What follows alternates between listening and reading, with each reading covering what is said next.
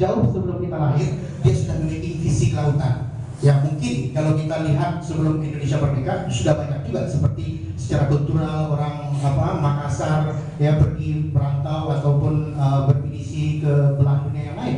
Tetapi di zaman modern ini kita akan memiliki sesuatu perspektif yang baru yang memang tidak hanya secara budaya tetapi juga secara politik, secara politik, ekonomi dan sebagainya. Nah inilah yang kita kemukakan pada kesempatan ini. Orang itu adalah yaitu Profesor Dr. Hasyim Jalal, gelar Tuanku Pucang Kadiraja. Nah beliau ini bersama dengan Pak Mokhtar Kusumaatmadja adalah orang yang pertama sekali membincangkan secara ekonomis mengenai kelautan. Nah inilah yang akan kita bincangkan pada malam hari ini. Berikut. Nah ini keluarganya Pak Hasyim Jalal. Kebetulan beliau saat ini masih hidup dan berbahagia, punya 3 orang anak dan beberapa orang cucu. Betul. Nah saya menyebut dalam presentasi ini saya mempresentasikan juga sebuah buku sebetulnya. Yang buku ini saya tulis untuk memperingati 80 tahun Pak Hasyim Jalal yang mungkin yang jatuh tanggal 23 Februari ya 2014. Dan untuk kajian tersebut ya saya memantapkan judulnya yaitu adalah Patriot Negara Kepulauan. Apa itu patriot? Ya, dalam istilah yang sehari kita pahami, patriot itu adalah orang yang menyerahkan ya jiwa dan raganya untuk ya Indonesia atau untuk bangsanya. Ya, di dalam bahasa Inggris ini disebutkan yaitu one who loves and defends his or her country ya, for his country ya, yang membela atau mempertahankan negaranya, yang mencintai negaranya dan dengan begitu bersamaan mendukung ya kepentingan dan kedaulatan bangsanya. Berikut. Nah inilah buku yang saya buat ini yang terdiri daripada 4 bab ya, 4 chapter. Chapter yang pertama itu adalah saya tuliskan dari anak gunung menuju patriot negara kepulauan. Ini suatu hal yang menarik. Kenapa? Karena Hasyim Jalal ini lahirnya adalah di Bukit Tinggi. Bukit Tinggi itu disebut dengan peta Triarga. Triarga itu artinya 3 gunung. Jadi di Bukit Tinggi, kalau bapak-bapak dan ibu pergi ke Bukit Tinggi, itu semua lingkungannya itu adalah gunung. Ya Pak Agus sudah pernah ke sana. Ada Gunung Merapi, ada Gunung Singgalang, ada Gunung Sago. Disebut 3 gunung. Nah, tempat kelahiran daripada Pak Hasyim ini adalah yaitu di dekat Gunung Merapi, sehingga dia disebut dengan anak gunung. Nah, dulu konotasi anak gunung itu cukup cukup negatif. Karena apa? Ketika dia pergi sekolahnya dia Bukit Tinggi, orang mengatakan oh anak gunung, artinya anak kampungan gitu ya. Nah, kemudian lagi Bukit Tinggi itu pernah orang Belanda mengatakan kalau diibaratkan Pulau Sumatera itu adalah ikan salmon. Nah, jadi tadi kita makan ikan salmon ya.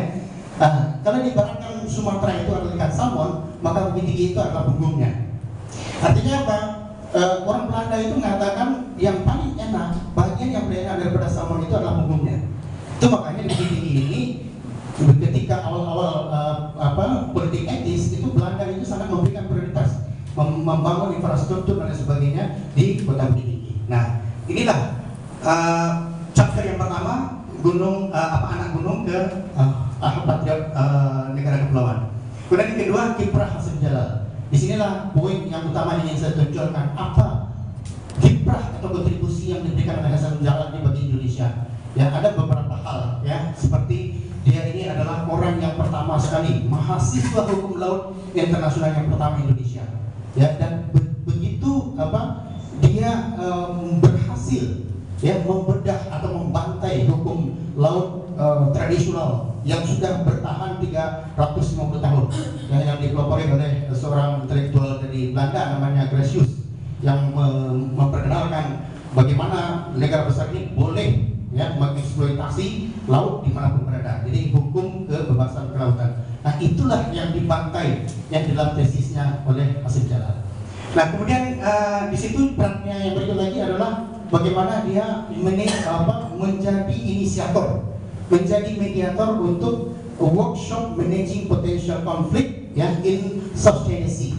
Artinya apa? Kita tahu bahwa di Laut Cina Selatan itu ada satu potensi konflik yang sangat hebat kalau tidak ditanggulangi dengan baik. Karena apa? Satu titik di Laut Cina Selatan itu adalah Spratly Island, yaitu Kepulauan Spratly yang diklaim oleh 6 negara di Asia Tenggara termasuk China.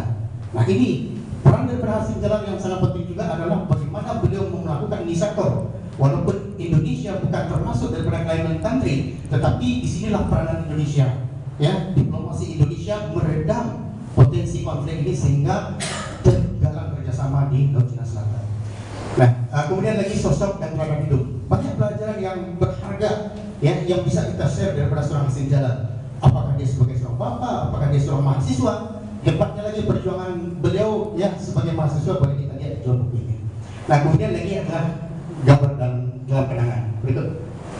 Nah, kemudian ada kita harapkan kata sambutan, dan kita juga mengharapkan dari Pak SBY, kemudian dari Pak Menlu, dan juga saya sudah mendapatkan dari Pak Patrialis Akbar. Ya, ini kita jangan melihat ya, saya tidak mengharapkan orang melihat siapa penulisnya, tetapi adalah sosok yang kita angkat ini adalah sosok yang layak, tidak hanya dianggap sebagai patriot, tetapi adalah sebagai pahlawan nasional Indonesia. Ya, karena apa? Kontribusinya nyata dan berkelanjutan. Ya, yang mungkin barangkali pada saat sekarang ini belum ada orang yang setanding. Nah, apa yang kontribusi yang sangat nyata boleh kita lihat nanti. Berikut. Nah, kemudian saya juga mengharapkan kontribusi daripada Bapak dan Ibu, karena ini adalah suatu persembahan sebagai kado ulang tahun 80 tahun. Jadi oleh sebab itu kalau Bapak dan Ibu ya, saya mengharapkan dapat memberikan kata sambutan atau selamat ulang tahun. Ya, silakan nanti kirimkan email ke saya. Insya Allah kita akan buat dalam buku itu nanti. Karena ada satu chapter lampiran, itu isinya adalah ucapan selamat dari para pengagum, dari para pencinta, dan juga fans.